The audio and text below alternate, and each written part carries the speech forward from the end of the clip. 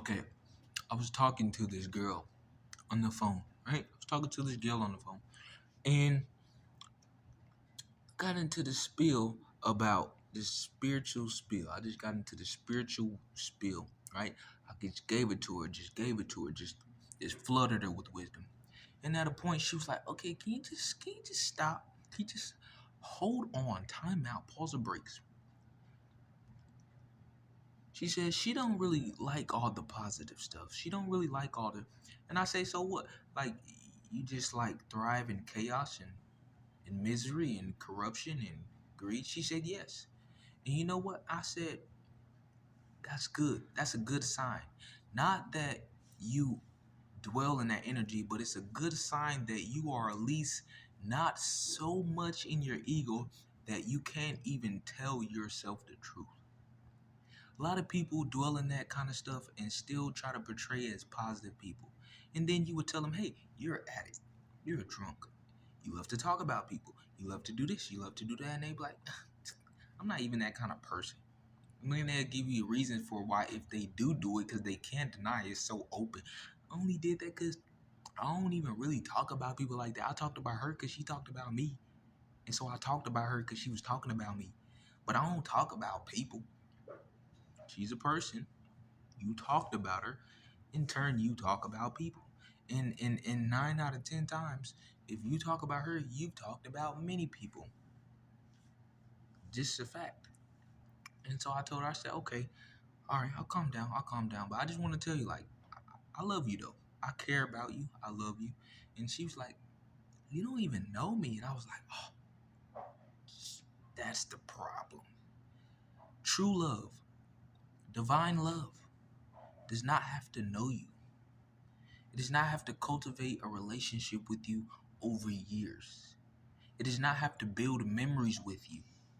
It does not have to be your sister. It does not have to be your mom who birthed you. True divine love is omniscient, meaning it's always present. It is given freely with no expectations in return, no strings attached. And once it is given, it is never taken back. It is always there, always present. And I asked her, I said, do you think Jesus loved everybody? She said, I don't know. I don't read the Bible. If I ask y'all, how many of y'all out there read the Bible? Many of y'all. How many of y'all out there know the story about Jesus and God? Okay, let me ask y'all then. Do you think that Jesus in the Bible loved everybody? Y'all would say yes. Okay, Jesus didn't know them people. Before he met Paul and Abraham and Saul and Judas and Judah and all these people that Christ came across, he didn't know them before he met them. Yet he still loved them. He took them on as disciples. He healed them. He showed them the ways of the metaphysics, the occult scientists. He showed them Reiki healing. He showed them love. He gave them wisdom. He died on the cross for their sins, even the ones who persecuted and executed him, which we know that the story of the history and the actual events that took place in the Bible didn't truly exist. It was interpretations of higher metaphysical concepts that only man could interpret in the way of putting faces on them and making them literal things so they could understand it. It's like a mathematician helping out a baby to learn 2 plus 2. Mathematician already know 2 plus 2 on a mathematician level, but he has to regurgitate it, chew it up, fucking chew it up, and give it to the baby in a way where he can get it. That's what man did with the Bible. Okay, so true love, if you think about it, and I said that's sad because if you think about it, 99% of the people in the world, fucking maybe 100 of the people in the world don't truly have true love within them. They don't have true love. They don't have divine love within them. So anytime anybody's parents ever said, I love you, child. I love you, Toby. You came for me. I love you, Toby. She don't really love her child, because if she did, let me ask you this: what if she didn't know Toby? Would she take Toby to school? Would she enroll him in school? Would she feed him? Would she clothe him every day? Would she shelter him? Would she teach him right from wrong? Would she care for him, nurture him? If she didn't know Toby, if Toby didn't come from her womb, would she love Toby? Nope. Wouldn't even help him put his groceries in the car. Wouldn't even give him $5 if he was on the side of the road with his hands out like this. I'm homeless. Feed me. Toby. And y'all might say, well, okay, now you're reaching, because of course she wouldn't love him if she don't know him. She don't even know him. But look, check this out. How many parents have had children who have disowned their children? How many parents who have had children and the parents fucking uh uh gave them away, or let's say the dad moved away and had a new family, and 10 years, 20 years later, he see his daughter. He see his daughter that he had 20 years ago before he moved away with the new family. He see his daughter 20 years ago. Way past her, act like he don't even know her. Is that love to even give your own child away, to neglect them wholeheartedly for another family? If right now, anybody in the world, you can ask them for $20, ask them to help you. Listen, okay, look at it like this: ask them for something that somebody who knows you would give you if they loved you. So put it in perspective like this: if I'm a parent and I have a son, right? What are all the things my son can come to me and I will provide for him, because he's my son, he came from me, I love him? Food, shelter, nurturing, protection. If bullies is bullying him at school, I come protect him. If anybody is after him, he has any enemies, any bullies, anybody's after him. If he gets in jail, I go bail him out. I give him money, I bail him out. Anything, I protect him. I nurture him. He crying, he fall down, he get a boo boo, he get a scrape, anything he need to go to the doctor, I take him. He gets surgery, I pay for his medical bills, all of it. Nurturing. Food. He need anything to eat, no matter when he needed to eat. Even if he got a full stomach, he still wants some more food. I got you. Want some candy? I got you. Want any food? Any whatever you need, I got you. That's food. Clothing. Anytime he need new clothes, I got you. Just starting school, need a new pair of clothes, I got you.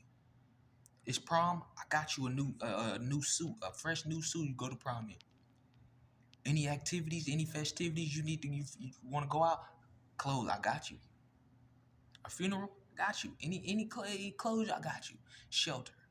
Anytime you need a place to stay, I got you. Want to stay in this bed, I got you. Want to sleep in mommy and daddy bed, I got you. Want to sleep on the fucking couch, then sleep on the floor. Hell, you want to sleep on the dining room table, I got you. I'm daddy. I provide any shelter you want, wherever you want to sleep. If you fucking want to sleep in a fucking knick-knack bag in a fucking tent inside the house, I got you. I got you. Now, put it into perspective like this. If somebody come up to your mama or your daddy that's totally a stranger, in fact, he a homeless person, let's say he's not even a homeless person, he just a regular random bystander, and your mom come up to him. But hold on, your mom provides you all the stuff I just said. She provided. I provide for my son, right? Cause I love him. Okay, put it in perspective like this: a random bystander walk up to your dad, your mom, homeless, or just a regular bystander. They look good, clean, got a job, or just any regular bystander, and they need all those things I just said, and all the things, food, shelter, clothing, nurturing, protection, and all the aspects that I said, that labels with these, that fall under these categories I just said. And a random person, a stranger, a homeless person, a regular bystander, a regular common folk, ask your mom and your dad for all them things. Is your mom and daddy gonna give it to them? Is they? Is they?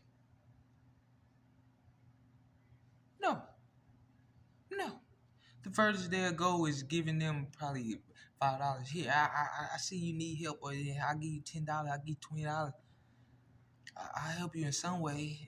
You need some shelter. I don't know. I can't. They won't even put you in a home. You can't come to their house, right? But they won't even go. They won't even buy you a fucking hotel for the night, one night. Nope. Right. So it's not the fact that came from me. I love him.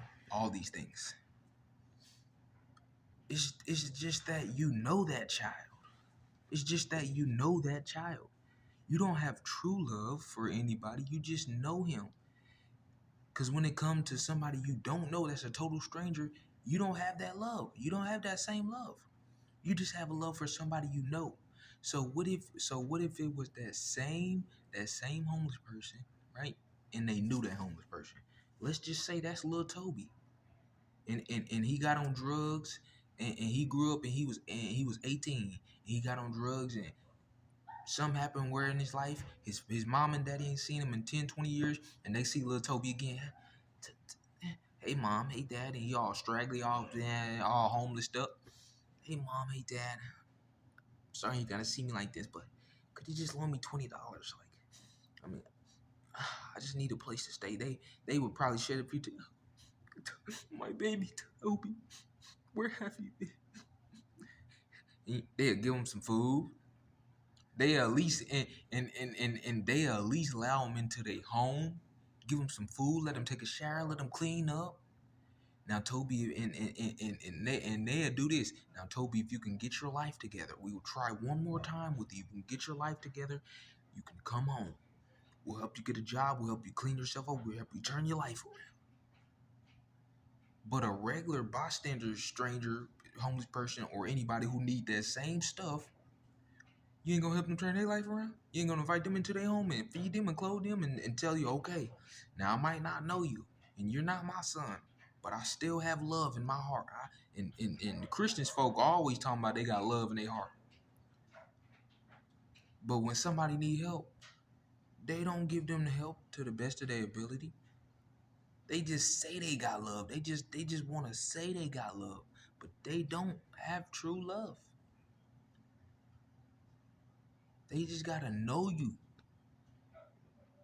So 100% of the masses on this planet, 99% of people, 100% of people, they don't have true love.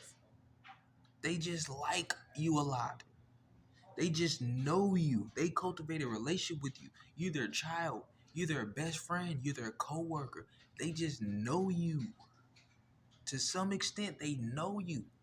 And if they don't, then you're as good as a fucking ant on the ground to them. You're as good as a fucking roach on the fucking ground to them. You're as good as a fucking spider crawling up the fucking wall to them.